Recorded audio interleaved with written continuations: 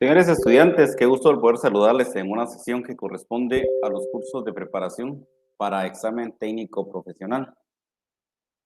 Verdaderamente es un gusto poder compartir con ustedes nuevamente una sesión, porque sé que esta sesión pues nos acerca cada día más a la meta común que tenemos, el que usted finalice el proceso académico que inició con Universidad Rural para poder obtener el grado académico de licenciado en Ciencias Jurídicas y Sociales y, por supuesto, las calidades de abogado y notario. Así también para que los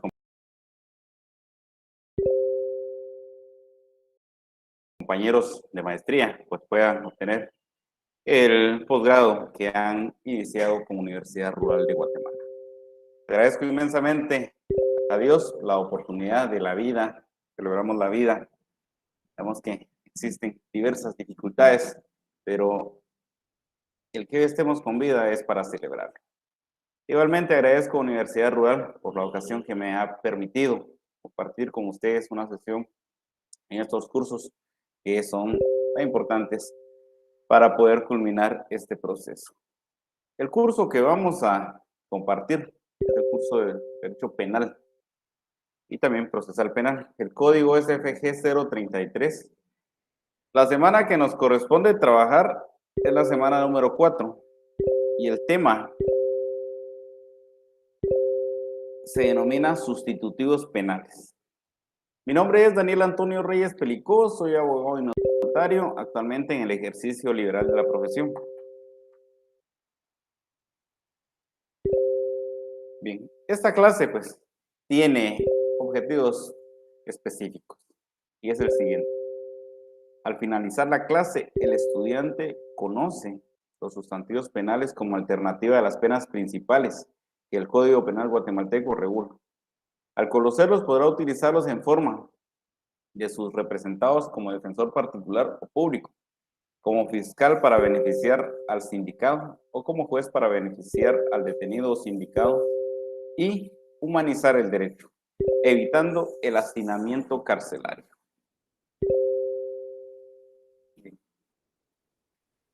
Antes de entrar en materia, pues quiero recordarles que existe un canal de comunicación que es a través del correo electrónico del curso para que me hagan saber sus inquietudes, ideas, comentarios en los que podamos apoyarles, en virtud que estamos en toda la disponibilidad de poder apoyar al estudiante en esta etapa en la que estamos realizando.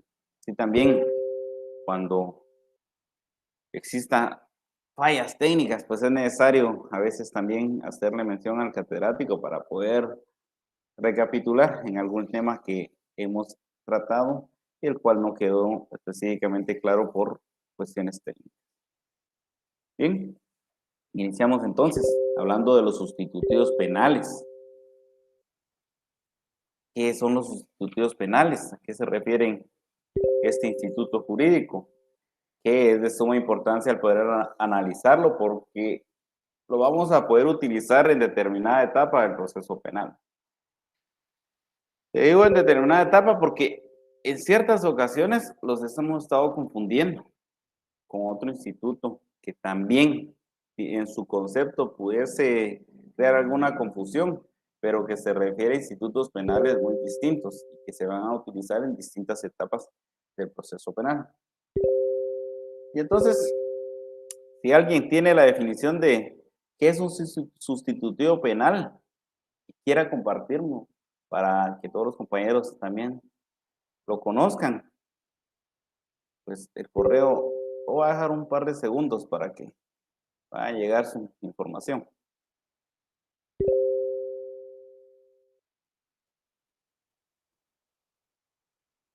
Bien,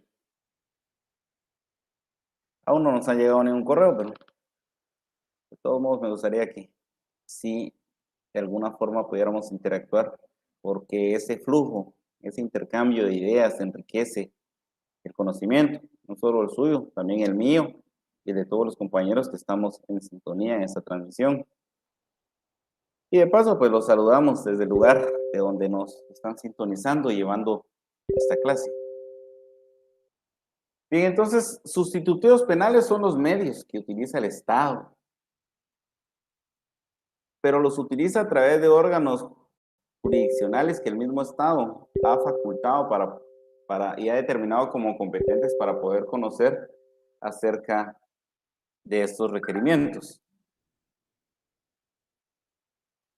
Bien.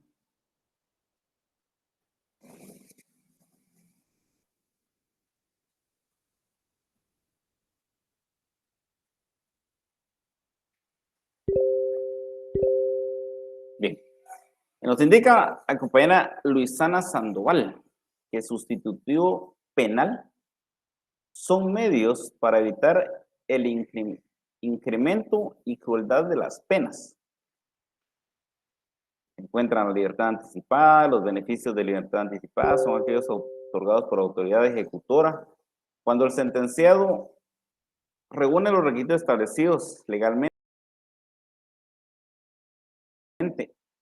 en cada modalidad. Sí, muy bien, tiene elementos muy puntuales acerca de lo que nosotros podemos entender por sustitutivos penales. Gracias, compañera, por el aporte. Entonces, los sustitutivos penales son los medios que utilizan el Estado a través de los órganos jurisdiccionales encaminados a sustituir una pena, pero muy específicamente la pena de prisión. Y es necesario entonces que retomemos las clases anteriores cuando vimos qué es una pena y las clases de pena. ¿Cómo se va a clasificar la pena? En penas principales y penas accesorias. Y estos sustitutivos penales van a cobrar relevancia para poder sustituir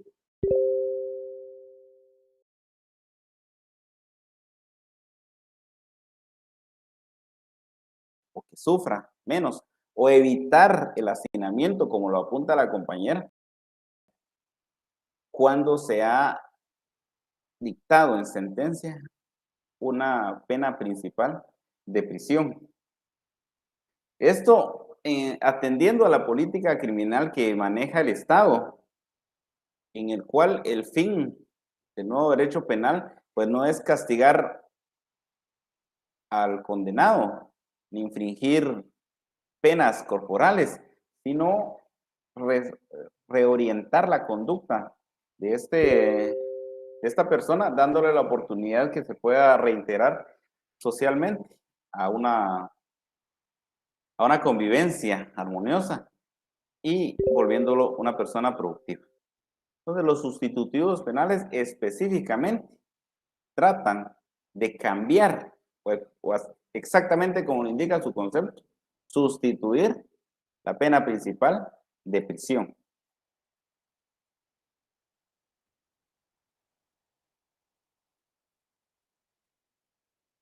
Existen entonces sustitutivos penales restrictivos de la libertad. Estos son doctrinarios, pero sí es necesario que los conozcamos porque, pues, podemos entender de mejor forma y cómo ha sido regulado en el transcurso del tiempo cada instituto penal si iniciamos con eso, analizando todo lo que los pensadores han escrito acerca de distinto instituto penal para conocer la evolución y para entender de una forma más amplia cada concepto.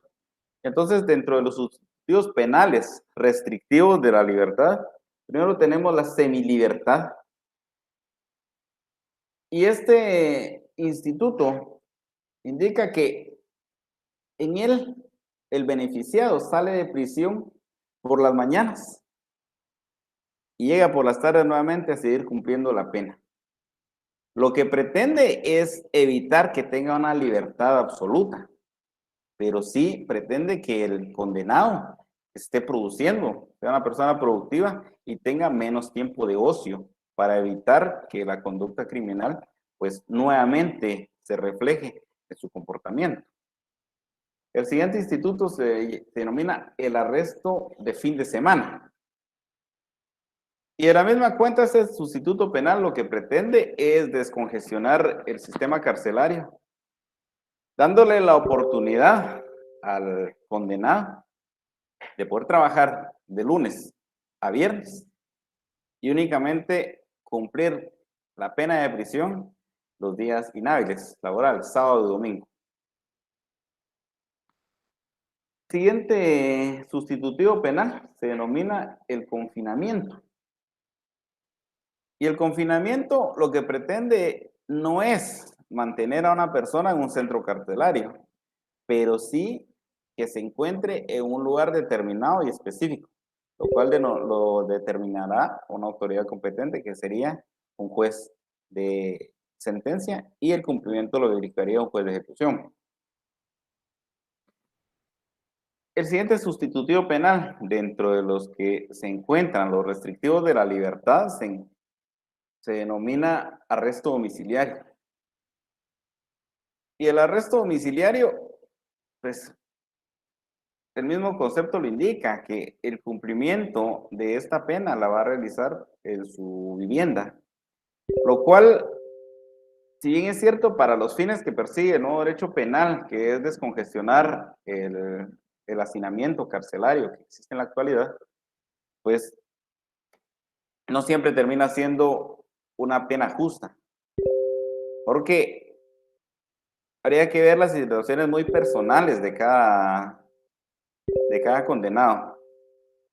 No es lo mismo cumplir la pena de arresto domiciliario en una vivienda precaria, de situaciones precarias, que viviendo en una casa o vivienda en donde se tengan todos los lujos necesarios, porque al final de cuentas eso no constituiría una pena, constituiría efectivamente un beneficio como consecuencia de un ilícito penal. Bien, en ese orden de ideas, pasamos a los sustitutivos penales. Perdón. No restrictivos o no privativos de la libertad. En estos sustitutivos penales no privativos de libertad, pues lo que se va a sustituir no es la libertad por la pena de prisión, sino propiamente penas en las cuales se ve afectado el patrimonio de las personas. Y pues ligeramente también la libertad de estos condenados. La primera se llama sanción pecuniaria.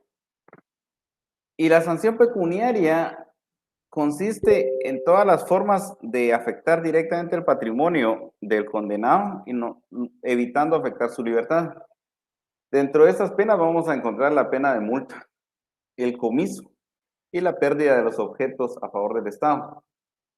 También podemos encuadrar dentro de los sustitutivos penales no privativos de la libertad en las sanciones pecuniarias la obligación de resarcir los daños causados.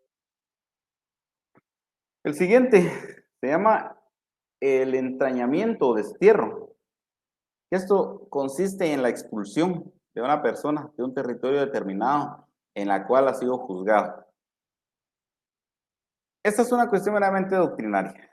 En algún momento, en una región, en algún tiempo determinado, pues sí, efectivamente se realizó.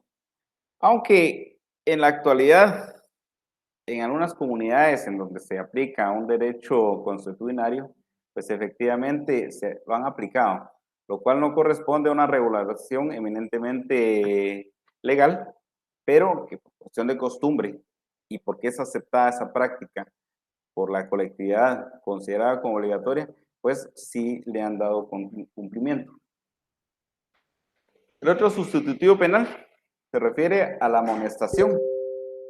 Y la amonestación consiste en, en una advertencia que se le puede hacer al condenado, en un regaño en algunas ocasiones, pero estos sustitutivos penales no se pueden utilizar en todo tipo de hecho que constituya delito. Cada sustitutivo penal tendrá que adaptarse a distinto hecho y dependiendo de la calificación que se le pueda realizar por ese mismo hecho. Existe otra que se llama, parece escrito como probation, pero este sustitutivo es de corte sajón, entonces sería más o menos como probation, que significa libertad, una libertad condicional. Esta libertad condicional lo que pretende es conceder efectivamente la libertad cuando ha sido sentenciada una persona por algún hecho constitutivo de delito, siempre y cuando se reúnen los requisitos mínimos que establece la ley y las condiciones también necesarias para poder otorgarse este mismo sustitutivo. Existe también la PROREAL o PRORALE, que consiste también en una libertad preparatoria. También siempre llenando requisitos que establece la ley y según las circunstancias que hacen aconsejable otorgar este sustitutivo penal. Y el servicio comunitario, también como sustitutivo penal no privativo de libertad, que consiste en sustituir el tiempo que tiene el condenado, el tiempo de ocio, para que pueda ser productivo, dedicándose a una actividad laboral, dedicándose a una actividad familiar, pero el tiempo que le queda de ocio o el tiempo libre sea utilizado para beneficio y reparación de daños causados a la sociedad. Es decir, todas las libertades las va a seguir utilizando, únicamente se va a restringir el tiempo que tiene, lo cual se determinará en horas determinadas y días determinados para su efectivo cumplimiento. Ahora bien, regresamos a la pregunta, los sustitutivos penales. Teniendo claro que es un sustitutivo penal, vamos a encontrar la forma en la que se va a diferenciar de las penas principales, de los procesos o procedimientos y de las medidas sustitutivas, que son institutos regulados de forma distinta y al final de cuentas integran un todo denominado de derecho, pero que se aplican en un tiempo y espacio definido dentro del proceso penal y que tiene distintas consecuencias. A lo largo de penas principales, debemos iniciar hablando de penas. ¿Qué es una pena? Y podemos indicar que la pena es la legítima consecuencia de un hecho delictivo, calificado a través de un tipo penal como delito, y impuesta posterior de un proceso penal a una persona que ha sido declarada como responsable del mismo. ¿Cuáles son estas penas principales? Tenemos que recordar lo que establece el código. Las penas principales las tiene claramente determinadas en el artículo 41. Y eso sí es necesario que no lo olvidemos. Dentro de las penas principales está la pena de muerte, la pena de prisión, el arresto y la multa. De la misma cuenta, el artículo 42 nos establece cuáles son las penas accesorias. Las penas principales debemos recordar que se van a imponer solas, no necesitan de la existencia de otra pena. Aunque en la sesión anterior establecimos que existen tipos penales en los cuales se ha establecido una pena mixta, porque se ha establecido más de una pena y en algunas ocasiones son penas principales, que se ha establecido pena de prisión y multa, lo cual riñe con la técnica jurídica totalmente. Pero recordemos entonces que las penas accesorias, estas sí deben ir acompañadas de una pena principal. Dentro de las penas accesorias encontramos la inhabilitación absoluta, la inhabilitación especial, el comiso y pérdida de los objetos o instrumentos del delito, la expulsión de extranjeros del territorio nacional, pago de costas y gastos procesales, publicación de sentencias y todas aquellas que las leyes señalan. Bien, ahora viene el otro concepto, que es proceso o procedimiento. ¿Qué es un proceso y qué es un procedimiento? Vamos a esperar un correo.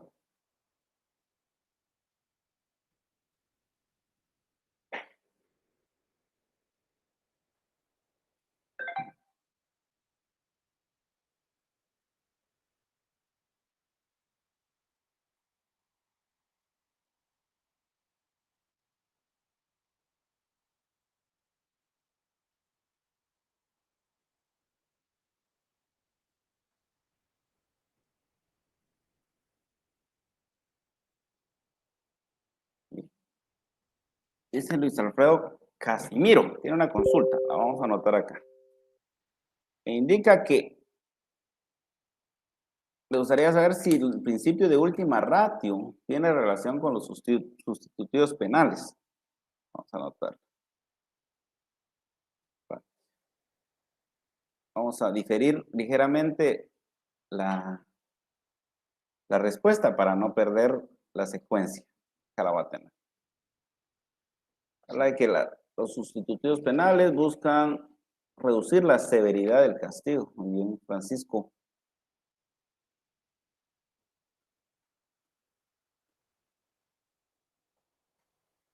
Muy bien, alguien nos comenta que es necesario la colaboración del privado para que cambie su conducta y pueda cambiar su mentalidad. Esto me imagino que es en relación al proceso, a la orientación que tiene el derecho penal en relación a la readaptación social. Sí, sí, cuando analicemos de forma detenida, creo que no es en esta curso, no es en esta sesión, perdón, pero sí creo que tiene relación, porque hay que analizar también la ley del sistema penitenciario. Sí, efectivamente aparece en pantalla. Y para poder realizar este cometido, existe un equipo multidisciplinario que dentro de ellos también existen profesionales de la salud mental, tal y como lo indica el compañero. Porque si recordamos todas las escuelas que tratan de explicar el delito, pues todos tienen una postura distinta y algunos consideran a los delincuentes como delincuentes natos. Otros consideraban que la delincuencia era producto de factores sociales que alteraban la conducta de las personas. Pero un equipo multidisciplinario, como lo que establece la ley del sistema penitenciario, puede apoyar y contribuir a que efectivamente una persona que ha sido privada de su libertad y que ha sido sentenciada por la comisión de un delito, pues en algún momento pueda cambiar su actitud y orientar una readaptación. Me ha apuntado lo que dice el compañero. Nos llegan respuestas todavía de sustitutivos penales. El sustitutivo penal puede ser imponer una multa que infringe o transgrede la ley.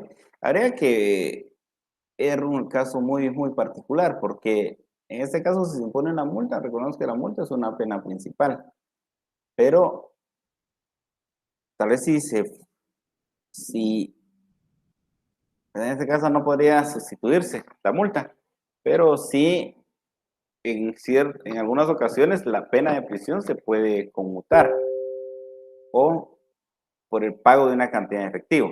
Quizá a eso se refiere la compañera. O podría ser que la pena de multa se pueda convertir también en pena de prisión cuando no puede ser efectivo. Muy bien. Gracias a Evelyn Eunice Lemus. Concepto de proceso y procedimiento en derecho. Debemos entender que el proceso es un conjunto de formas procesales requeridas con la finalidad de que se desarrolle la función jurisdiccional. Y el procedimiento son aquellos actos que son cumplidos por las partes, terceros, juez, respetando las bases legales existentes como tiempo y lugar.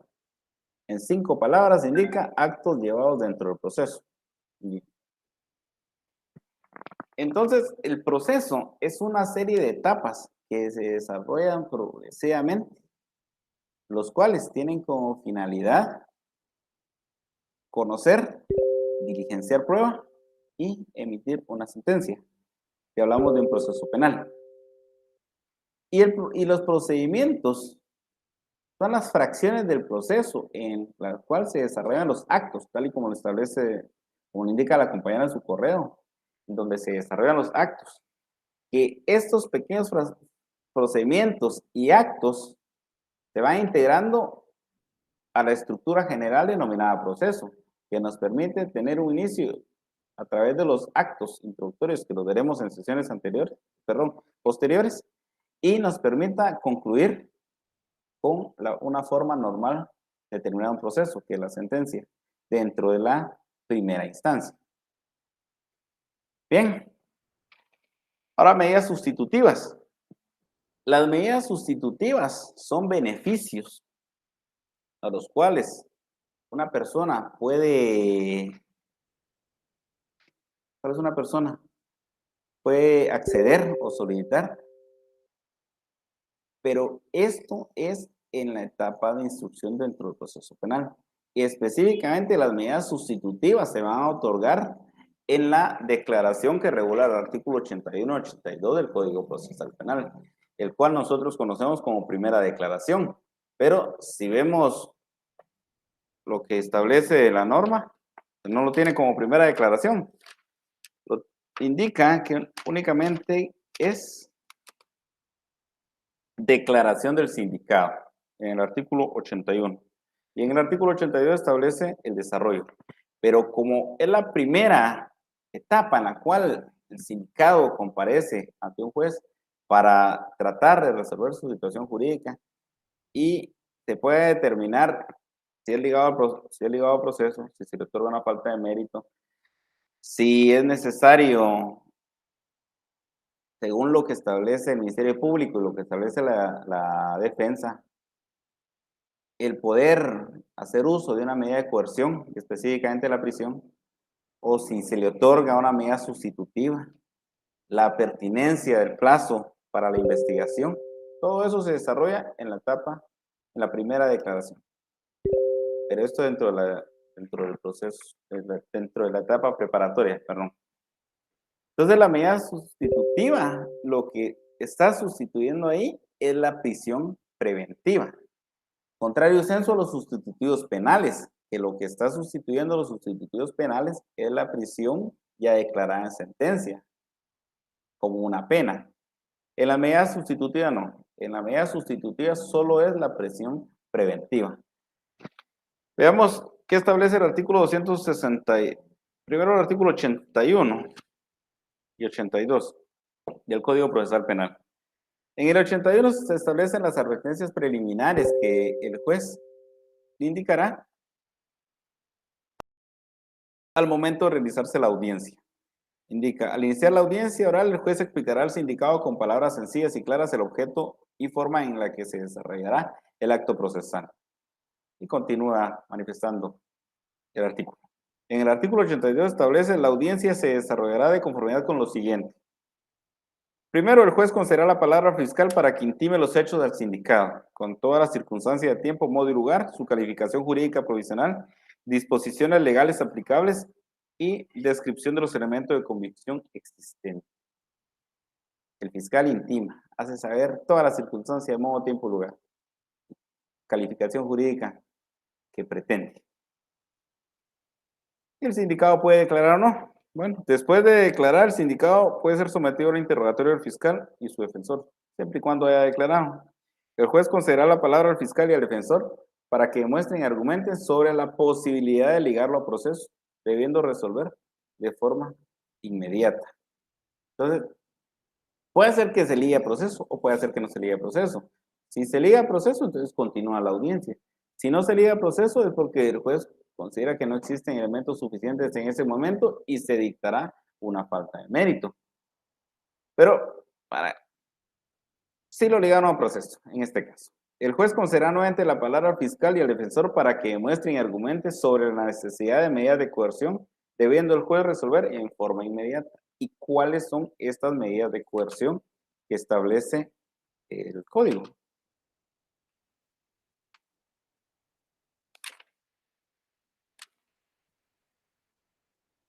¿Algún compañero sabe cuáles son las medidas de coerción que establece el código?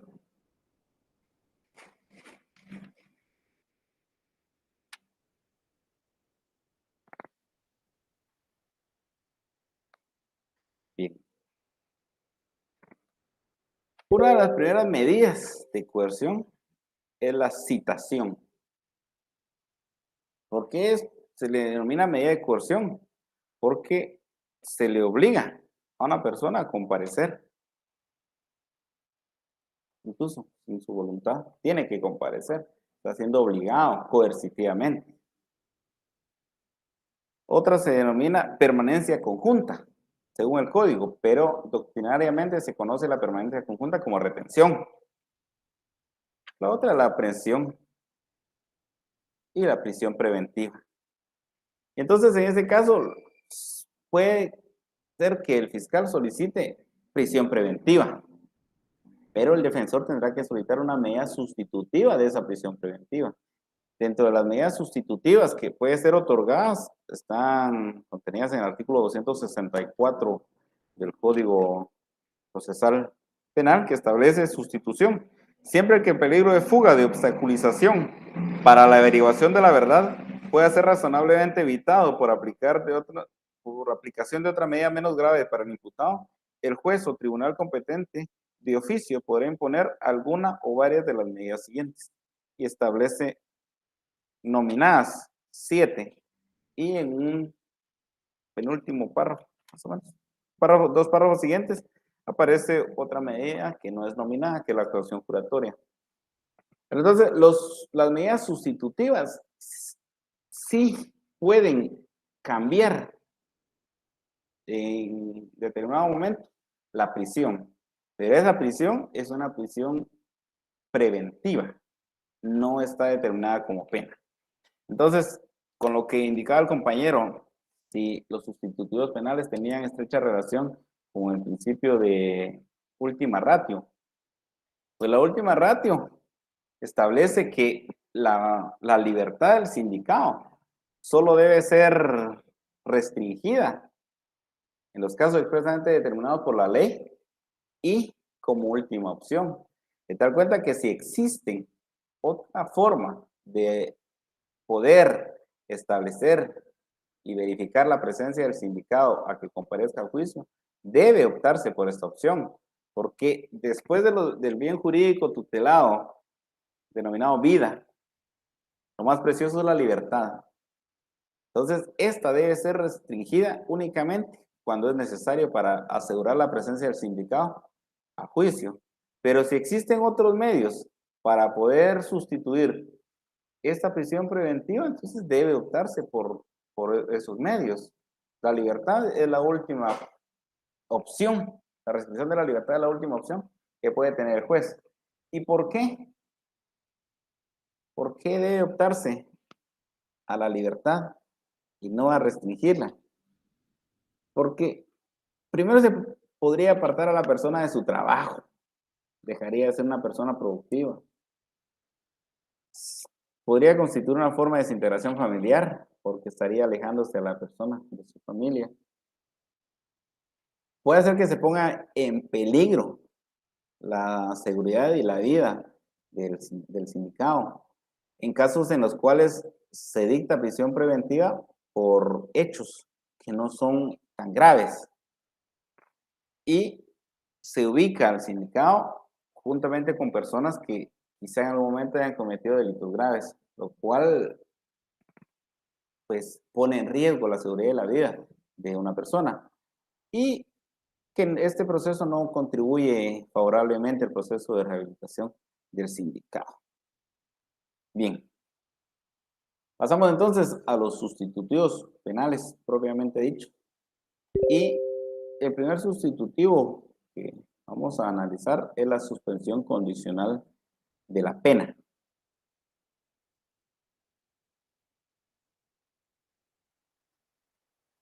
A ver si me han llegado otros correos. Bien. Buenas tardes, señor licenciado. Solicito apoyo con las diapositivas. Muchas gracias. Bien.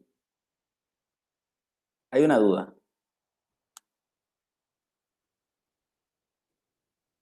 Las penas principales son las que afectan el bien jurídico tutelado.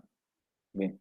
No, el bien jurídico tutelado se ve afectado como producto de una actividad humana que puede ser de conducta, puede ser esa conducta de acción o de omisión que directamente destruya o afecte ese bien jurídico tutelado, dependiendo de qué bien jurídico tutelado estamos analizando. Pero las penas principales son las consecuencias que establece la norma jurídica como consecuencia de encuadrar nuestra conducta a un tipo penal descrito. El ejemplo clásico es el artículo 123 del Código Penal.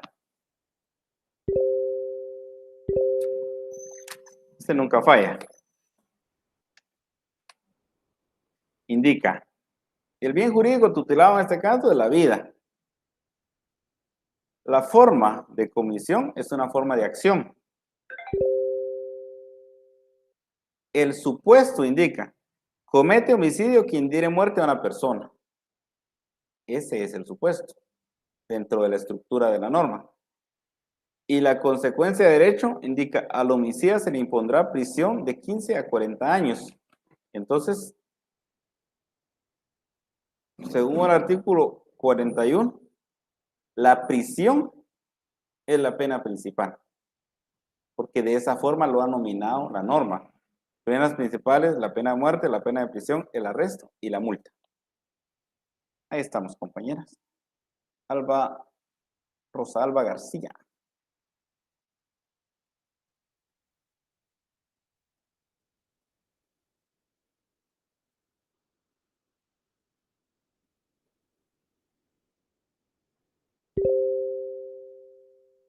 Dice, las personas que tienen medida sustitutiva, en este caso, el MP tiene 6 meses para continuar con la investigación. Las personas tienen privacidad en cualquier momento. Pues sí, como cualquier persona normal. Ahora, hay que tener claro que el plazo de investigación, según el artículo 82, no estamos hablando de un plazo estable por estar o no gozando de una medida sustitutiva.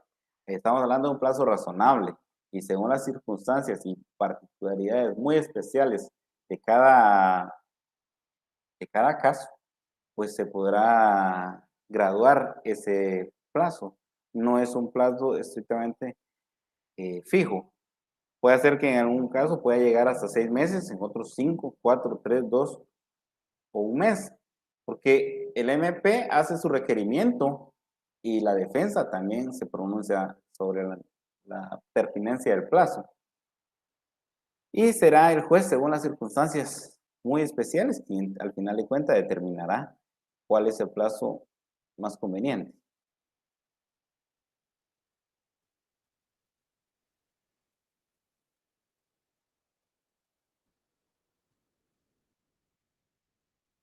Bien, una pregunta, sí, muy importante que lo sepamos, dice, una consulta, ¿usted trabajará los cuestionarios que se envían cada semana? No, los cuestionarios que se envían cada semana, esos me imagino que están en las grabaciones de 15 minutos. Bueno, esos cuestionarios no los trabajo en clase, esos cuestionarios tendrían ustedes que responderlos y es una forma de poder tener un parámetro de medición del conocimiento que ustedes han adquirido. Esto no lo resuelvo en clase, no les corresponde efectivamente a cada uno de ustedes. Bien, entonces la suspensión condicional de la pena hace específicamente eso, suspender, dependiendo de las circunstancias, las penas. Indica, al dictar sentencia, muy importante que recordemos eso, porque nos indica al dictar sentencia, nos está indicando el momento en el cual se podrá realizar este requerimiento. Recordemos que todas las cuestiones que nosotros necesitemos, en las cuales nosotros consideremos que podemos ser beneficiados, tenemos que requerirlo. Si bien es cierto el principio de objetividad que establece el Ministerio Público, en el artículo 108 establece que se pueden hacer requerimientos incluso en favor del sindicado. Eh, Siendo realistas, en pocas ocasiones pues se realiza porque por excelencia el Ministerio Público y por la función que les establece el artículo 251 de la Constitución, pues es el encargado de la persecución penal. Entonces hay que estar muy atentos en la forma y en el tiempo en el cual debe realizarse cualquier requerimiento. En el artículo 172 indica entonces que es al dictar sentencia. Llega otra pregunta, ¿cómo se hace arresto domiciliario? Es decir, ¿cómo se hace para constar que efectivamente se está cumpliendo y que la persona no está saliendo de su domicilio? Vamos a contestar eso en un momento. Entonces, ¿podrán los tribunales suspender condicionalmente la ejecución? Y entonces les consulto a ustedes. Indica que al dictar sentencia podrán los tribunales suspender condicionalmente la ejecución de la pena, suspensión que no podrá conceder por un tiempo no menor de 2 años ni mayor de 5, si concurren los requisitos siguientes, que establecen los requisitos. Entonces, ¿quién es el órgano encargado de conocer la suspensión condicional de la pena? Les consulto.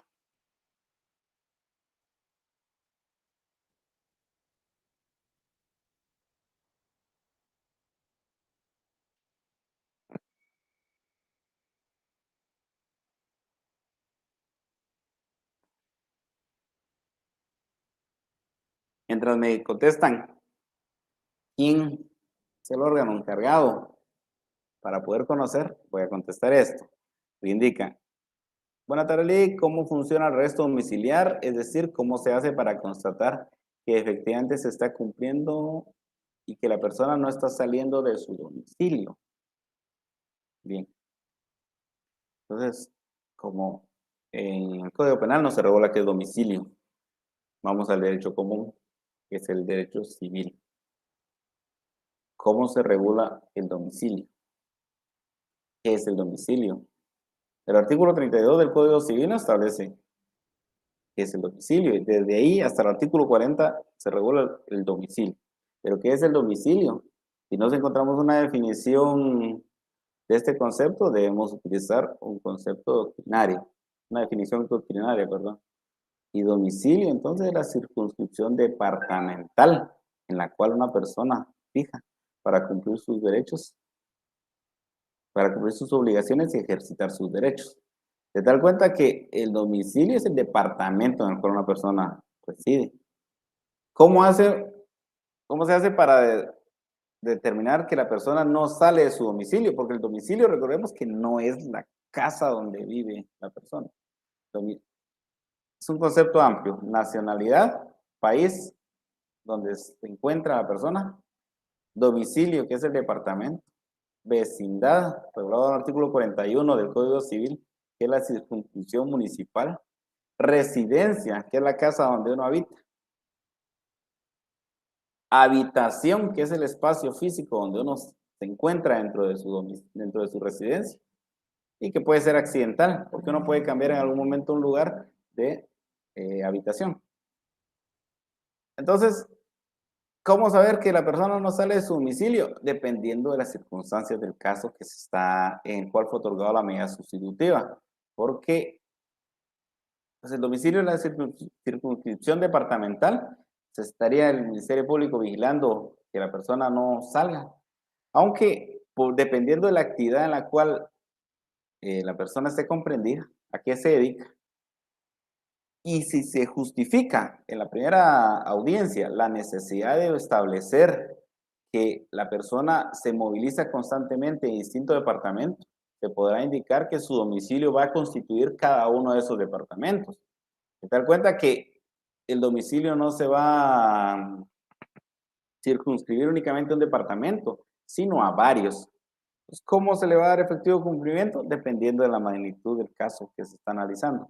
Porque si es un caso que no tiene pues mucha relevancia, el Ministerio Público pues no tendrá la atención tan estricta en esto, a menos de que un querellante pues decida montar guardia eh, y darle seguimiento todos los días para verificar hasta dónde y si llega a los límites o no del departamento. Eso ya será una cuestión muy, muy amplia, ¿verdad? A ver.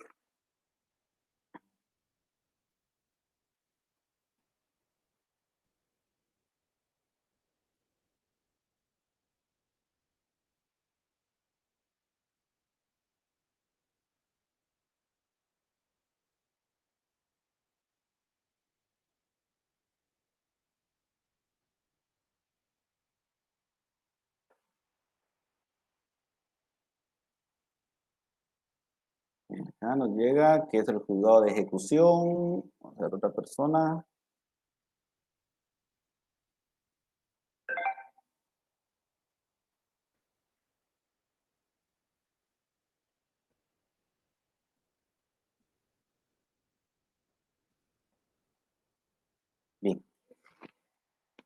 Gracias.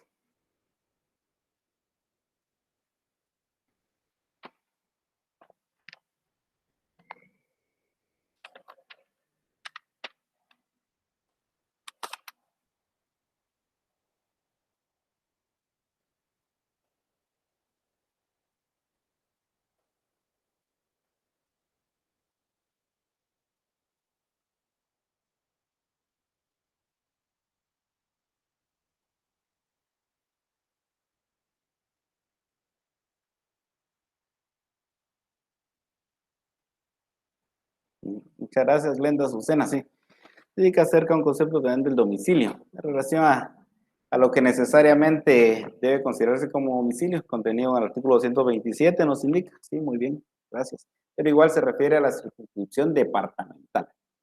Bien, al dictarse sentencia, entonces, ¿quién dicta sentencia? Pues dictan sentencia los jueces de sentencia penal. Y en algunos casos, los jueces de paz, siempre y cuando tengan competencia ampliada. Entonces, ellos son quienes tendrán las facultades para suspender condicionalmente la pena, porque dictan sentencia y según el requerimiento que le revise el defensor, pues puedan en la misma resolución indicar que aunque se ha sentenciado a una persona, se suspende condicionalmente el cumplimiento de esa pena.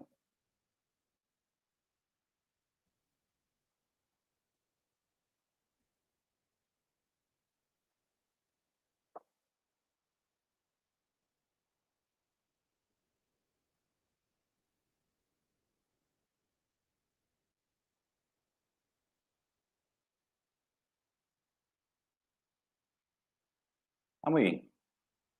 Acá nos hacen la corrección de que se indicó que era el artículo 81, 82 del Código Penal, pero sí se refiere al Código Procesal Penal. Sí, cuando hablamos de procedimientos, nos referimos específicamente al Código Procesal Penal. Por alguna cuestión, pues, ya nos hemos confundido ahí. Bueno, muchas gracias por la observación. Y entonces, muy importante, ¿quién es el encargado de poder conocer y resolver este requerimiento? ¿En qué momento? Y las condiciones que se deben cumplir para poder otorgarse. Primero que no mayor de 2 años ni mayor de 5 y que se cumplan con los requisitos siguientes. Que la pena consista en privación de libertad que no exceda de 3 años. O sea, si la pena excede 3 años, ya no es posible solicitar la suspensión condicional. Será otro sustitutivo penal que debemos de solicitar. Segundo, que el beneficiado no haya sido condenado anteriormente por delito doloso. Y si fue condenado por un delito culposo, ¿qué pasa? Pues no aplica. Sí se puede solicitar la suspensión condicional, porque el principio de reserva de la ley establece que taxativamente debe indicarse. Y acá nos indica que es un delito doloso. Que antes de la perpetración del delito el beneficiado haya observado buena conducta y hubiera sido un trabajador constante, como lo acreditamos, pues con las constancias laborales, con las cartas de referencia o de buena conducta, con la carencia de antecedentes penales y policiales. Cuarto, que la naturaleza del delito, sus móviles y circunstancias no revelen peligrosidad de la gente y pueda presumirse que no volverá a delinquir. Eso sí es un poquito complicado.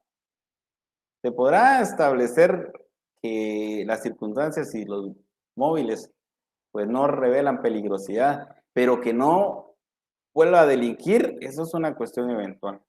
Entonces, de esta forma se debe manifestar solo en relación a los móviles y circunstancias.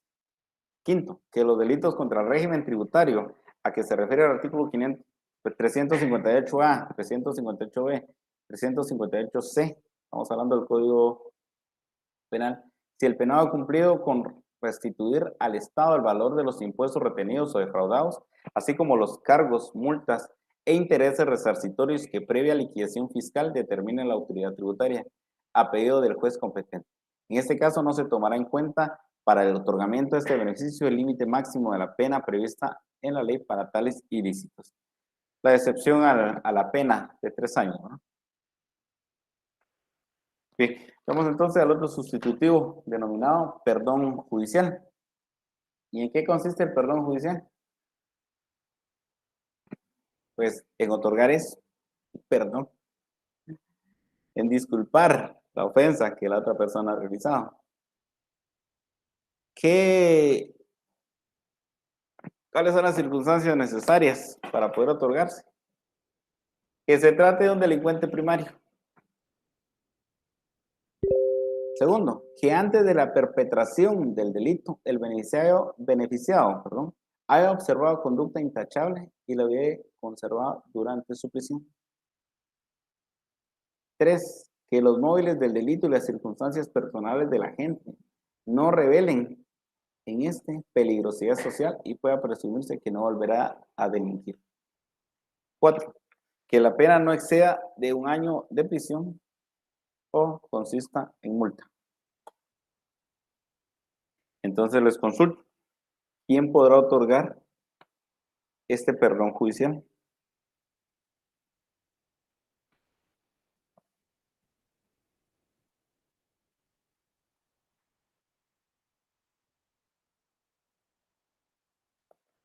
¿Quién podrá otorgar el perdón judicial? Entonces, en este supuesto sabemos que es el juez de sentencia. En el perdón judicial puede ser el juez de sentencia o puede también ser el juez de paz con competencia ampliada. Y aún puede otorgarse el perdón judicial por el juez de paz que no tenga competencia ampliada, siempre y cuando la pena que se imponga sea la de multa. Porque si entonces está dentro de las facultades del juez de paz, según el artículo 44 del Código Procesal Penal, el conocer el juicio de faltas en las cuales se imponga pena de multa.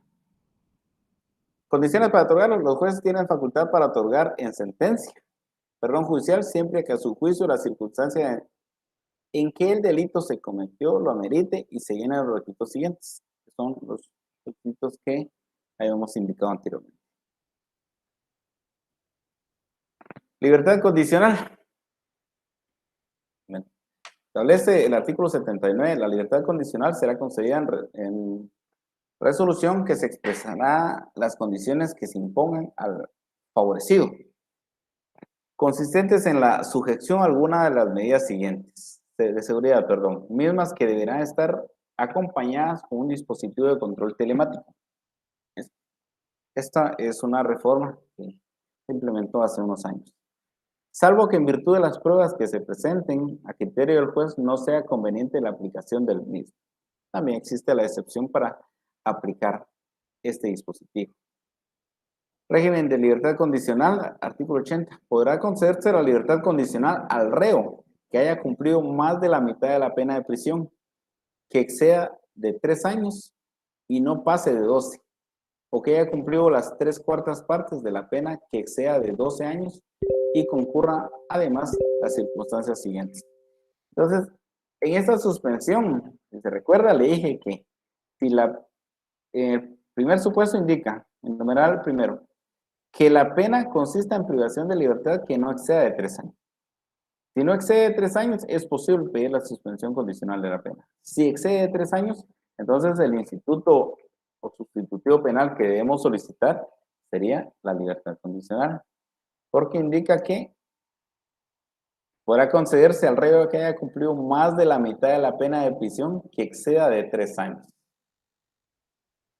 Más de la mitad de la pena de prisión que exceda de 3 años. Entonces, debe solicitarse cuando se haya cumplido ese supuesto, haber estado en prisión más de la mitad de la pena. No indica taxativamente de 3 años, que exceda de 3 años. Incluso pueden ser 15 años. Que no pase de 12, pero no puede ser 11 años. Porque si pasa de 12, entonces tiene que haber cumplido las 3/4 partes de esta pena. Aunado a ello, debe solicitarse lo siguiente: que el reo no haya sido ejecutoriadamente condenado con anterioridad por otro delito doloso. Aplica lo mismo que indicamos hace unos momentos. Si es un delito culposo, no importa, puede solicitarse. Segundo, haber observado buena conducta durante su reclusión, justificada con hechos positivos que demuestren que ha adquirido hábitos de trabajo, orden y moralidad. Tercero, que haya restituido la cosa o reparado el daño en los delitos contra el patrimonio y en los demás delitos que hayan satisfecho en lo posible la responsabilidad civil a criterio de la Corte Suprema de Justicia. Indica, autoridad competente para decretar. Artículo 78. La Corte Suprema de Justicia tiene facultad de acordar la libertad condicional previa información que para el efecto se tramitará ante el Patronato de Cárceles y Liberados y la institución que haga sus veces. Y es necesario también indicar lo que establece el Código Procesal Penal en el artículo 496, si no estoy mal.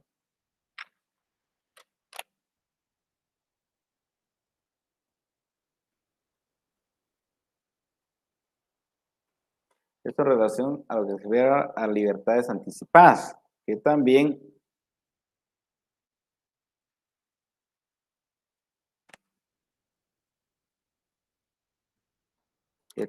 esta libertad la puede ser conocida por un juez de ejecución a través de un incidente.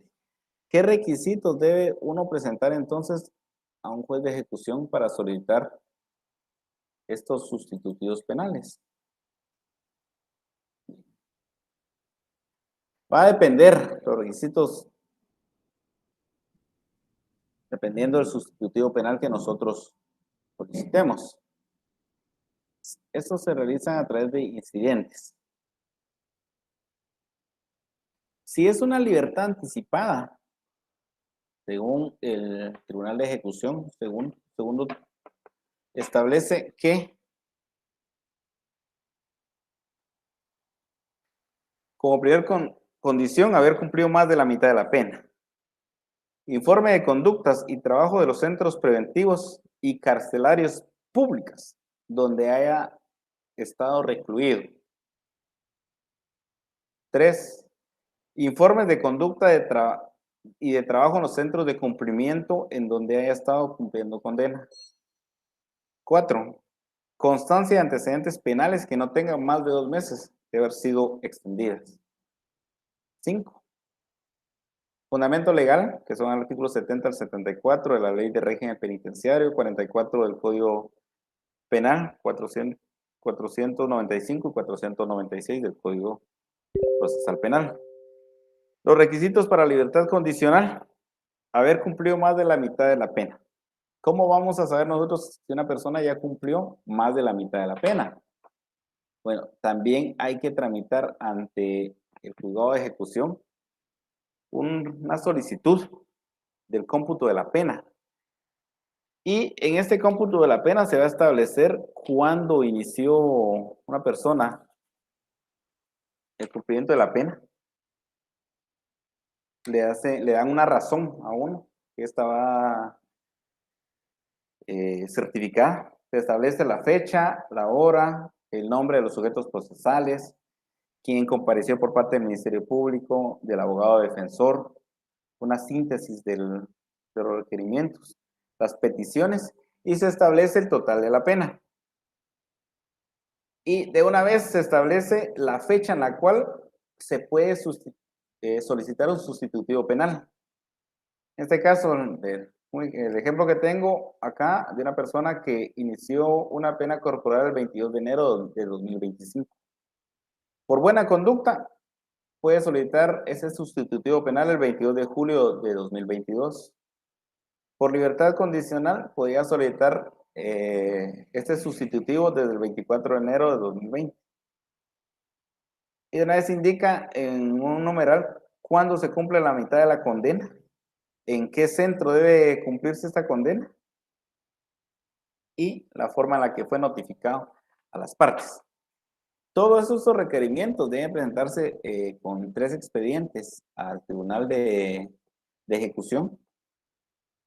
Debe presentarse también a través de formularios para solicitar esto y haber verificado que efectivamente la persona ha cumplido no solo con las penas de privación de libertad que le fueron impuestas, O si fue también condenado al pago de una multa, esta debe haber sido efectiva. Incluso si fue condenado a cosas procesales, también debe haberse cumplido efectivamente con el pago a través de la boleta respectiva, que esto únicamente se le otorga a los abogados que se hayan apersonado a la ejecución o a los familiares muy cercanos.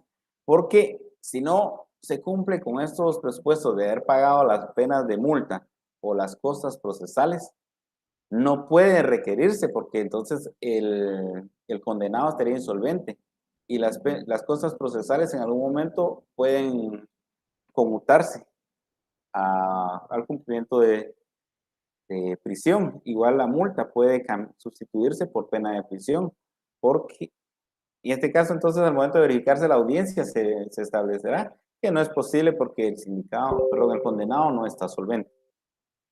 Bien, también el régimen penitenciario entonces contempla un sustitutivo ahí, que en algunos casos ha dado un poquito de confusión, que es la libertad controlada y la redención de las penas. Y para la redención de las penas se establecen requisitos muy especiales. El artículo 70 de la ley de régimen penitenciario establece que pueden redimirse las penas de privación de libertad, incluyendo las provenientes de conversión de pena de multa, impuestas en la sentencia firme mediante la educación y el trabajo útil y productivo de conformidad con los reglamentos respectivos. Y entonces, esta es otra forma de poder acortar el tiempo que una persona pueda estar en prisión, estudiando o trabajando y acreditando efectivamente esas dos circunstancias. La redención de las penas, indica el artículo 71,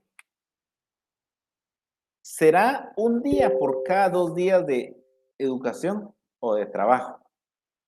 Entonces, en algún momento, alguna persona les ha comentado, Lick, y es cierto que en la cárcel, para computarse la pena, cuenta un día, cuenta la noche y el día para poder salir antes, porque se especula de forma distinta por las personas que no tienen la capacidad para poder entender la forma en la que la ley del régimen penitenciario ha establecido este beneficio.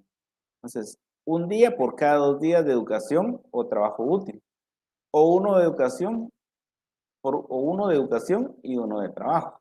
Es decir, puede trabajar y puede estudiar, y de igual forma le va a contar ese beneficio.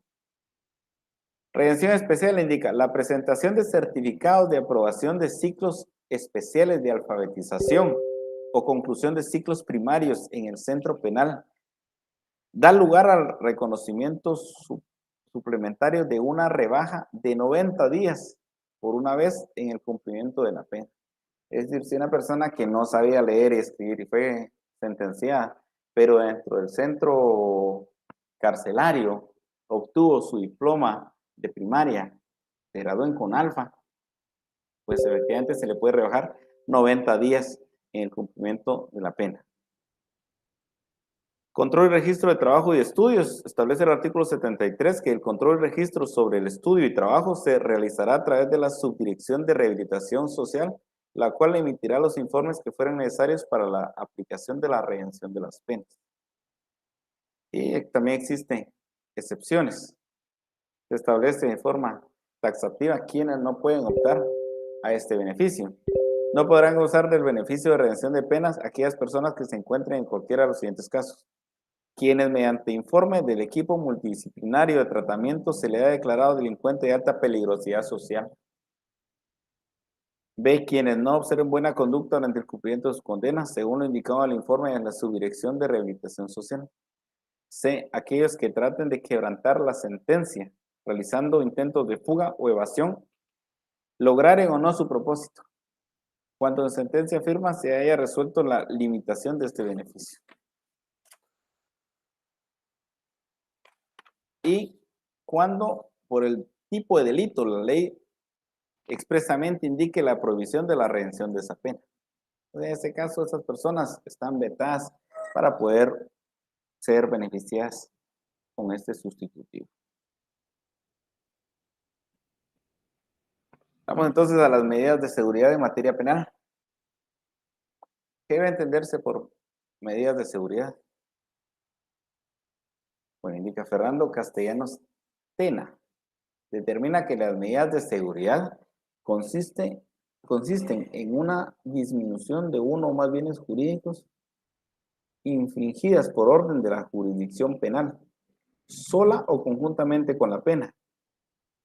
Aquellas personas autoras de un hecho previsto como delito, aunque no sea imputable, no como reacción contra el delito, sino que únicamente como medio para combatir la peligrosidad del agente.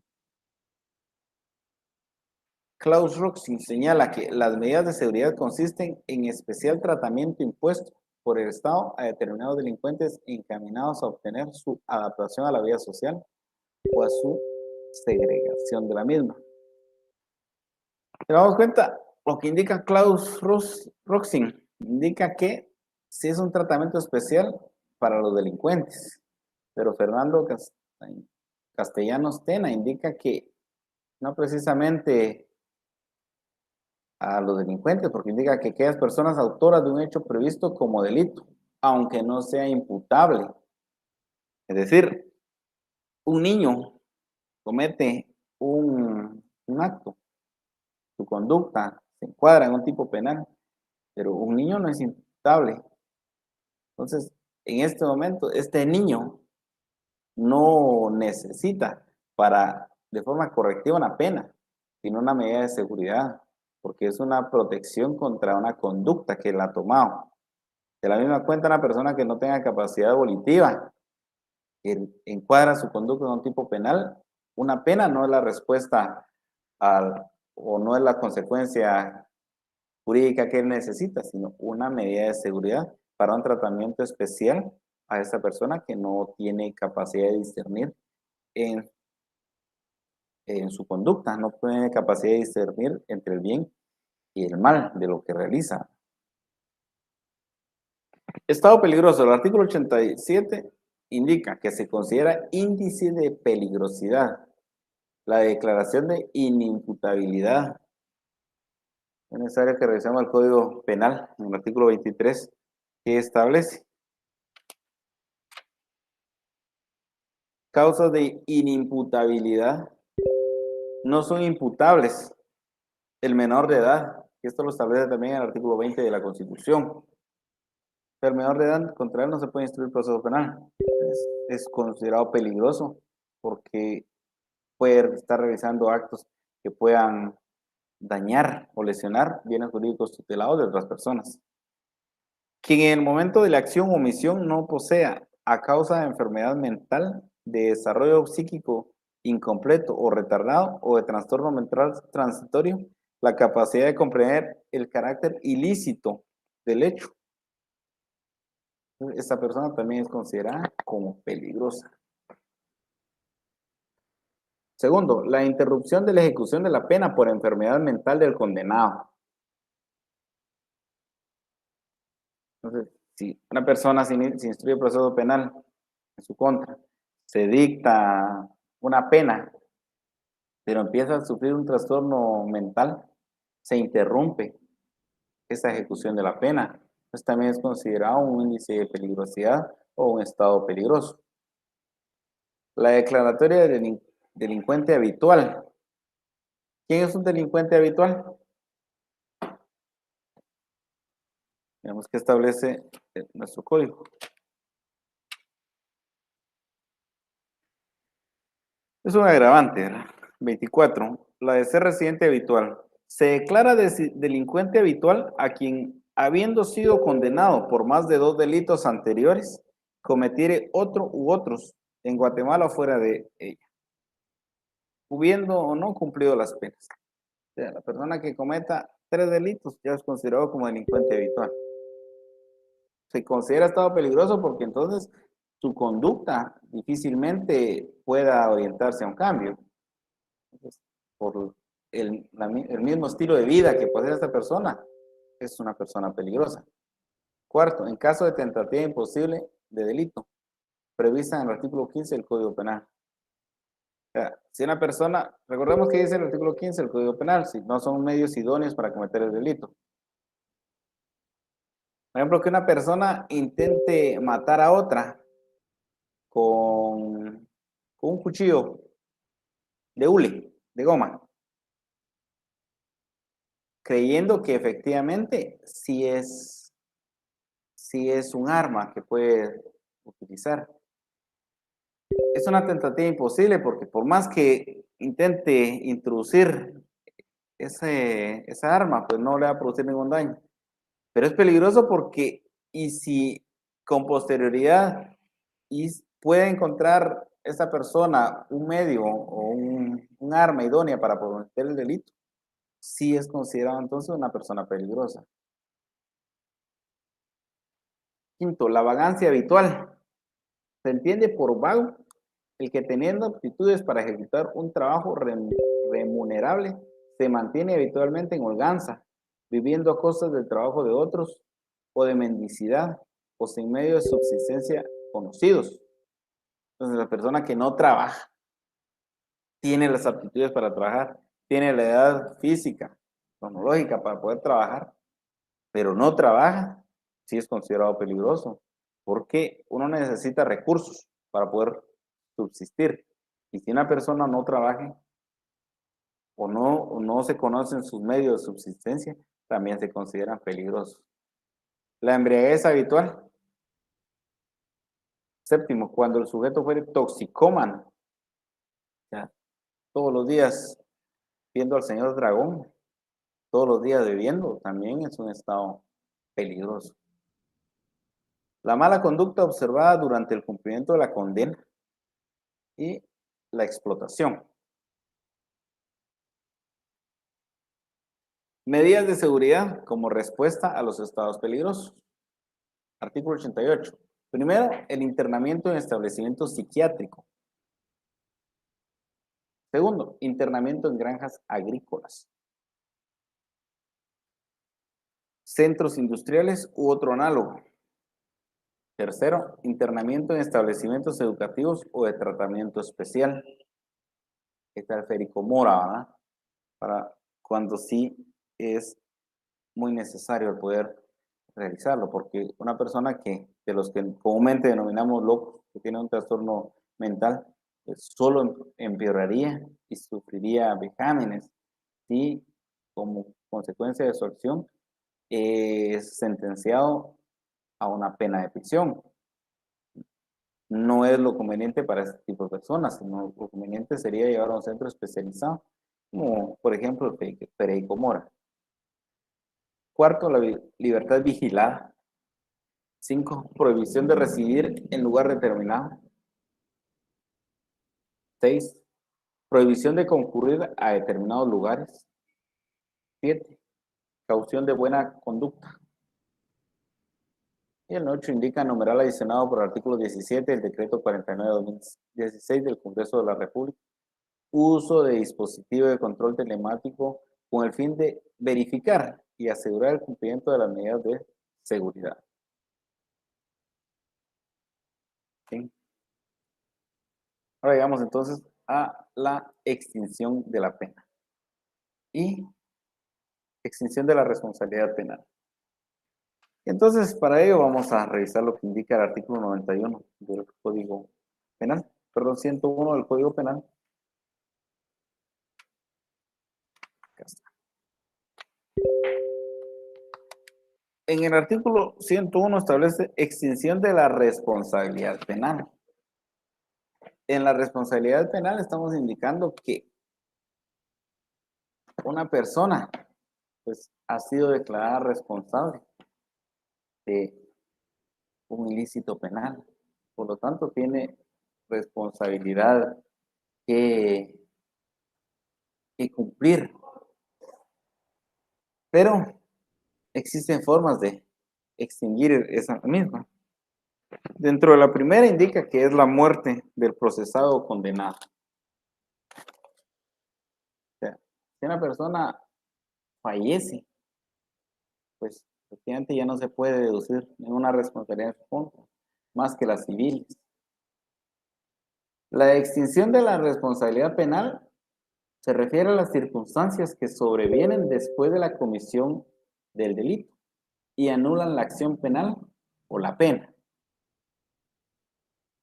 Y las causas de exención de la responsabilidad penal, estas se pueden alegar antes de la comisión del delito. Dentro de la extinción de la responsabilidad penal está lo contenido en el artículo 101, la exención de la pena. O sea, están exentos de pena los que establece el artículo 23 del Código Penal. Y el artículo 102 establece la extinción de la pena. Entonces, la muerte del procesado o condenado extingue totalmente el proceso o el condenado. O del condenado. Por amnistía, ¿qué debemos nosotros entender por amnistía? Como forma de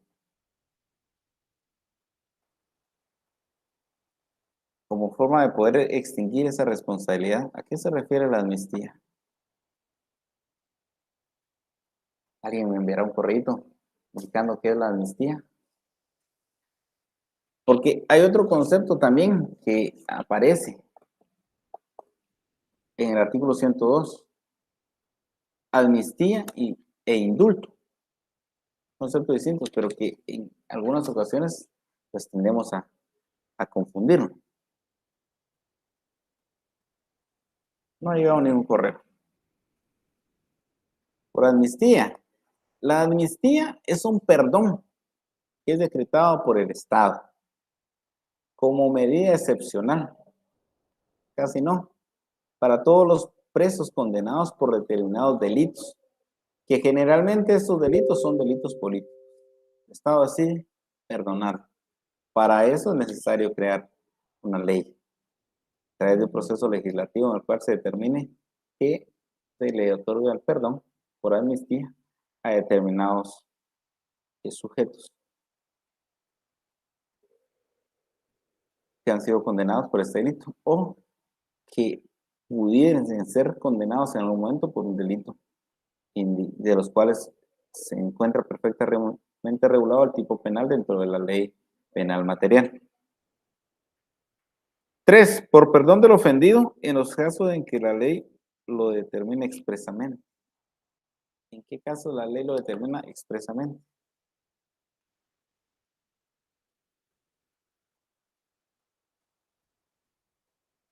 Dice el artículo 197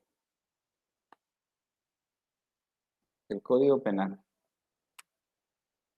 en el numeral 2, dice: el perdón de la persona ofendida o de su representante legal no extingue la acción penal, la responsabilidad civil o la pena. Entonces, el perdón de los ofendidos en los casos en que la ley lo permita expresamente. Y el artículo que le indiqué establece efectivamente que en esos casos no es posible otorgar un perdón del ofendido. 4. Por prescripción. ¿Qué debemos entender por prescripción? Prescripción, estamos hablando del paso del tiempo. Se extingue entonces por el transcurso del tiempo, dependiendo del tipo penal que se pretenda perseguir. Por cumplimiento de la pena, también se extingue la responsabilidad penal cuando se cumple la pena. Cuando se da efectivo cumplimiento a la pena impuesta, que no únicamente puede ser pena de prisión, sino también una de las penas principales contenidas en el Código. Ahora, el artículo 102 establece extinción de la pena. La pena se extingue primero por su cumplimiento.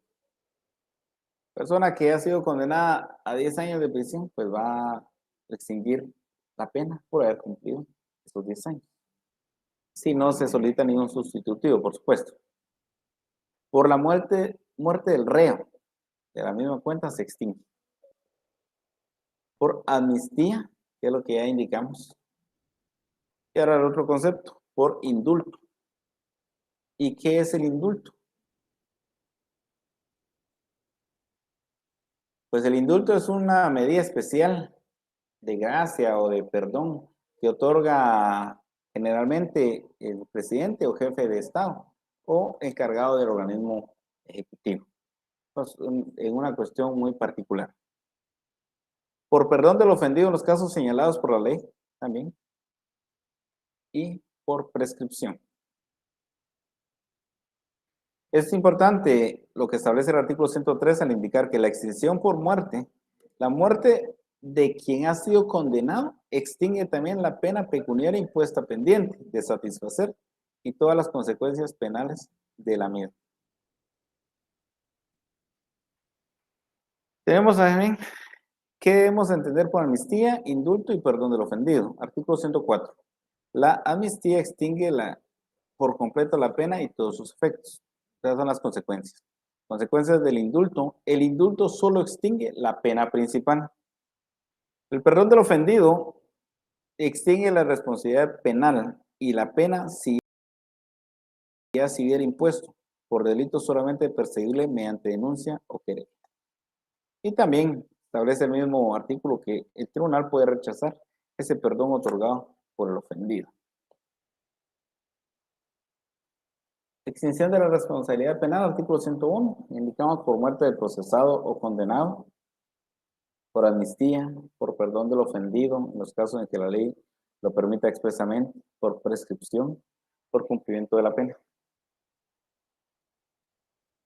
Artículo 102. Por su cumplimiento, por muerte del reo, por amnistía, por indulto, por perdón del ofendido en los casos señalados por la ley, por prescripción.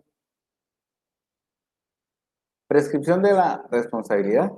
La responsabilidad prescribe a los 25 años cuando correspondiere pena de muerte. 2. Por el transcurso de un periodo igual al máximo de duración de la pena señalada, aumentada en una tercera parte, no pudiendo exceder dicho término de 20 años ni ser inferior a 3. Tercero, a los 5 años en los delitos penados con multa. Cuarto, a los 6 meses si se tratare de faltas. Y entonces, ¿qué pasa? Por el transcurso del tiempo, si se cumplen esos presupuestos, ya no puede ser perseguida una persona. Entonces alguien se preguntará, ¿y entonces el delito queda impune? Pues no, ni tanto, porque la tranquilidad que pueda tener esta persona que quiera ser beneficiado con esta prescripción, pues será muy poca. Y la doctrina establece que la pena que va a cumplir la persona que solicita la prescripción es andar errante, andar preocupado y andar huyendo siempre. Esa preocupación tendrá que pasar, si es para pena de muerte, 25 años. Teniendo esa preocupación y latente siempre, el que pueda ser aprendido. Para las personas que padecen ansiedad, sufren de estrés, pues sabrán que una preocupación les causa serias dificultades a su vida. De tal cuenta que esa sería la pena, el no tener ninguna oportunidad de estar tranquilos durante el desarrollo de cualquier actividad que emprenda. Artículo 108. La prescripción de la responsabilidad penal comenzará a contarse. Primero, para los delitos consumados desde el día de su consumación. Para el caso de tentativa desde el día en que se suspendió la ejecución. Tercero, para los delitos continuados desde el día en que se ejecutó el último hecho. Cuarto, para los delitos permanentes desde el día en que cesaron sus efectos. Quinto, para la conspiración, proposición, provocación, la instigación y la inducción, cuando estas sean punibles desde el día en que se haya ejecutado el último acto. Sexto, en los delitos cometidos en contra de personas menores de edad, el plazo de prescripción comenzará a contarse desde el momento en que la víctima cumpla su mayoría de edad. Séptimo, para todos los delitos contra la administración pública y administración de justicia, desde el día en que el funcionario o empleado público cesen el desempeño de su cargo. Esta disposición se aplica a todos los participantes en el hecho punible, sin excepción alguna. La responsabilidad civil. ¿En qué consiste la responsabilidad civil?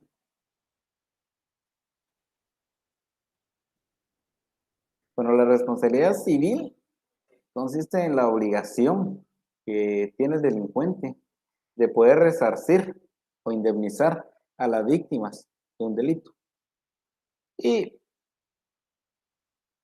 vemos que establecen acá que existen personas responsables, ¿sí? Para poder determinar la responsabilidad civil. En algunos casos, cuando el responsable directamente es insolvente, la responsabilidad se trasladará a una persona denominada tercero civilmente demandado, quien tendrá que cumplir con todas las resueltas de la responsabilidad, pudiendo posteriormente poder reparar o repetir en contra del responsable directamente. Artículo 102 se dice todas las personas responsables penalmente del delito o la falta lo es también civilmente. Si es responsable de un delito, pues también es responsable civilmente. De la misma cuenta, si es responsable de haber cometido una falta, pues su responsabilidad también entrará al plano de la responsabilidad civil. Es muy importante también poder analizar ciertos artículos. El artículo 112 al 122 del Código Penal y el artículo 1646, perdón, y 1657 del Código Civil. Porque la responsabilidad civil también tiene asidero y fundamento en el Código Civil, el cual es necesario que se realice un análisis más minucioso. Señores estudiantes, por su fina y amable atención, muchas gracias. Espero por saludarlos la próxima semana. Hasta pronto.